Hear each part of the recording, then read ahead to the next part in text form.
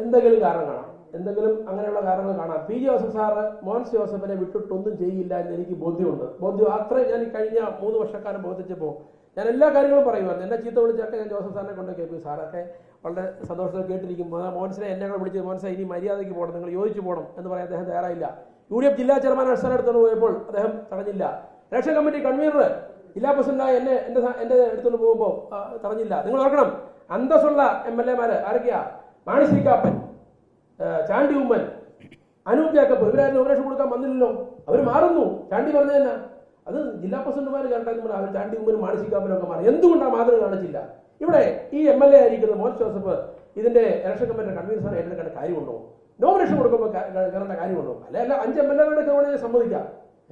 അവര് ഇലക്ഷൻ കമ്മിറ്റിയുടെ general convener രക്ഷാധികാരികളായിട്ട് അവരെന്തുകൊണ്ട് ജില്ലാ പ്രസിഡന്റുമാരെ നമ്മുടെ നാട്ടൂർ സുരേഷ്, സജി മഞ്ഞക്കടനെ പോലുള്ള ജില്ലാ പ്രസിഡന്റുമാരെ മുമ്പിൽ നിർത്തിക്കൊണ്ടല്ലേ തെരഞ്ഞെടുപ്പിനെ നേരിടുന്നത്? അതല്ലേ അന്തസ്, അതല്ലേ മാന്യത, അതല്ലേ കഴിഞ്ഞ കാലങ്ങളിൽ ഇവിടെ നടന്നിട്ടുള്ളത്?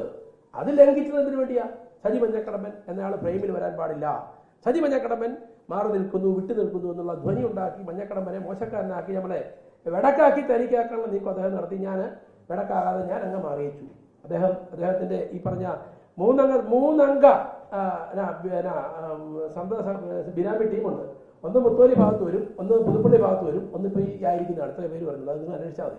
അവരാണ് ഇവിടെ എല്ലാം നിയന്ത്രിക്കുന്നത്, എല്ലാ കാര്യങ്ങളും നിയന്ത്രിക്കുന്നത്. അവരുടെ വീടുകളിലും ഒക്കെ സ്ഥിരമായി അദ്ദേഹം ഉണ്ട്. അതൊക്കെ നിങ്ങൾ അന്വേഷിച്ചാൽ ഞാൻ ഇതിനെക്കുറിച്ച് പറയുന്നില്ല. അതൊക്കെ അദ്ദേഹത്തിന് സ്വകാര്യമായ കാര്യങ്ങൾ നടക്കട്ടെ, നമുക്ക് തർക്കമില്ല. അല്ല, അതിപ്പം അത് NDA സ്ഥാനാർത്ഥി ഒന്ന് മത്സരിക്കണമെങ്കിൽ എൻ്റെ പാർട്ടി ഈ കൂടി തീരുമാനിക്കണം. രണ്ടാമത്തെ കാര്യം, ഞങ്ങളെ മുന്നിലേക്ക് എടുത്തിട്ട് ആ മുന്നണി പറയണ സീറ്റ് തരുവാന്ന്. എന്നാലല്ലേ അല്ല, അതൊന്നും പറയാൻ പറ്റില്ല. അടുത്തിട്ട് ചിലപ്പോൾ NDAക്ക് ചിലപ്പം അവരുടെ പ്രധാനപ്പെട്ട ആളുണ്ടെങ്കിൽ അവർ സീറ്റ് തരുമോ? ഞങ്ങൾക്ക് അല്ല, അതെ, ഞങ്ങൾക്ക് ഏതൊക്കെ സീറ്റ് മത്സരിക്കാൻ തരുമെന്ന് കാണട്ടെ, കണ്ടിട്ട് ഞങ്ങളുടെ പാർട്ടി കൂടി. അല്ല, മോൻസിനോട് മോൻസിനെ ഫൈറ്റ് ചെയ്യാൻ ഞാൻ വണ്ടി ഇടിപ്പിക്കാനും പോകുന്നില്ല, വെടിവെക്കാനും പോകുന്നില്ല.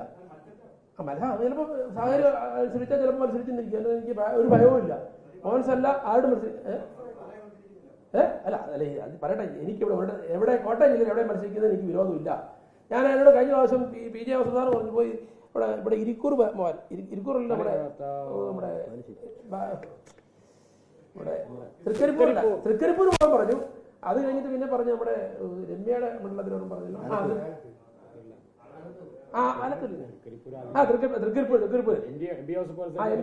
തൃക്കരിപ്പൂരിനോട് മത്സരിക്കാൻ പറഞ്ഞു. ഞാൻ പറഞ്ഞില്ലെന്ന് പറഞ്ഞു. ഞാൻ കോട്ടയം ജില്ലാ ചെയർമാനായി ഞാൻ കോട്ടയത്ത് മാത്രമേ സീറ്റുണ്ട് മത്സരിക്കുന്നത്. കോട്ടയം ജില്ലയിൽ NDA എനിക്കൊരു സീറ്റ് തന്നാൽ ഞാൻ മനസ്സിലായി. അത് ഏത് സീറ്റും നോക്കുകയല്ല മത്സരിക്കും. അതെ, ഇടത്ത് എൻ്റെ പോളിസി വിട്ട് പോകത്തില്ല. ഞാൻ മത്സരിച്ച NDA എനിക്ക് കോട്ടയം ജില്ല സീറ്റ് തന്നാൽ ഞാൻ മത്സരിക്കും. ഇല്ലെങ്കിൽ മത്സരം എനിക്ക് വാശിയൊന്നുമില്ല മത്സരിക്കണമെന്ന്. ഇനി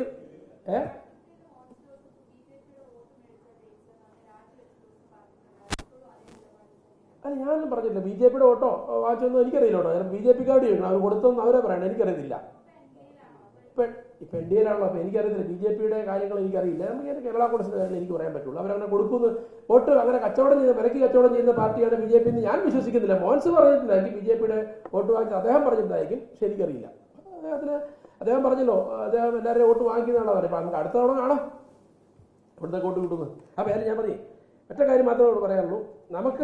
ഞാൻ രാഷ്ട്രീയപരമായി എന്നെ അദ്ദേഹം വീണ്ടും ആക്രമിച്ചതുകൊണ്ടാണ് ഇന്ന് ഈ പത്രസമ്മേളനം പോലും നടത്തേണ്ടി വന്ന്. സജി മഞ്ഞക്കടമ്പൻ വഞ്ചിച്ചത് എല്ലാം കേരള കോൺഗ്രസിനെല്ലാം നേടിയിട്ട് വഞ്ചിച്ചു. ഞാൻ ഈ ജോസഫ് ഗ്രൂപ്പിൽ എന്ത് നേടി?